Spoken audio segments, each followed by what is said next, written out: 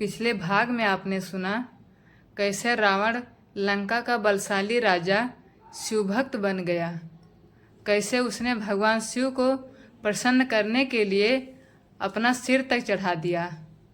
और जब शिव प्रसन्न हुए तो उन्होंने रावण को वरदान में एक दिव्य शिवलिंग दिया, लेकिन एक शर्त रखी, इस शिवलिंग को रास्ते में कहीं मत रखना, वरना ये वहीं स्थापित हो जाएगा। रावण शिवलिंग लेकर चला तो सही, पर देवताओं ने उसकी चाल को रोकने के लिए ली एक योजना। अब देखिए आगे क्या होता है। बहुत समय पहले की बात है। समुद्र तट के पास एक घना वन था जिसे दारुक वन कहा जाता था। इसी वन में एक शक्तिशाली और क्रूर राक्षस दारुक अपनी पत्नी द्वारिका के साथ रहता था। वे दोनों शिवभक्त तो थे, लेकिन दूसरों को बहुत कष्ट देते थे।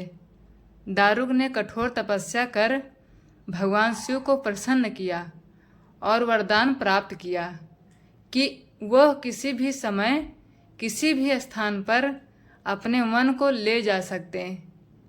इस वरदान का लाभ उठाकर उसने अपने मन को समुद्र के मध्य में ले जाकर वहाँ शिव मंदिर बना लिया और साधुओं को बंदी बनाकर अत्याचार करने लगा।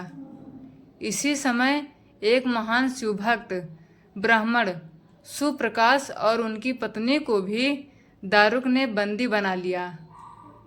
सुप्रकाश ने अपनी आस्था नहीं छोड़ी, वो लगातार शिव का जाप करते रहे।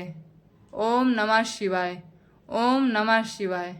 उनकी भक्ति से भगवान शिव प्रसन्न हुए और समुद्र के बीच प्रकट होकर दारुक का वध कर दिया। वहीं पर भगवान शिव ने ज्योतिर्लिंग के रूप में स्वयं को प्रकट किया। भगवान शिव ने कहा, जो भी भक्त इस स्थान पर मेरी पूजा करेगा उसके सारे दुख दूर हो जाएंगे। इस प्रकार वहाँ नागेश्वर ज्योतिर्लिंग की स्थापना हुई। नागेश्वर ज्योतिर्लिंग गुजरात के द्वारिका और बेट द्वारिका के बीच स्थित हैं। ये समुद्र किनारे बना हुआ है और भगवान शिव का बहुत प्राचीन और पवित्र मंदिर है। कहा जाता है कि इस ज्योतिर्लिंग के दर्शन से मन की सारी भय, बाधाएं और नकारात्मक शक्तियां समाप्त हो जाती हैं। जब राक्षस दारुक ने शिवभक्त सुप्रकाश और अन्य संतों को समुद्र के बीच बंदी बना लिया, तब सभी ने भगवान शिव का स्मरण करना शुरू किया।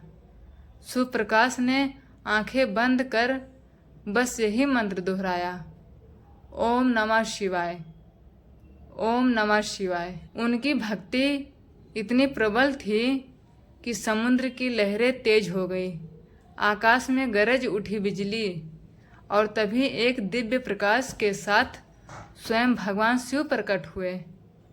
शिव ने अपने त्रिशूल से दारुक का अंत किया और कहा, जहाँ भक्ति सच्ची हो वहाँ मैं स्वयं प्रकट होता हूँ। उसी स्थान पर शिव ज्योतिर्लिंग के रूप में स्थित हो गए।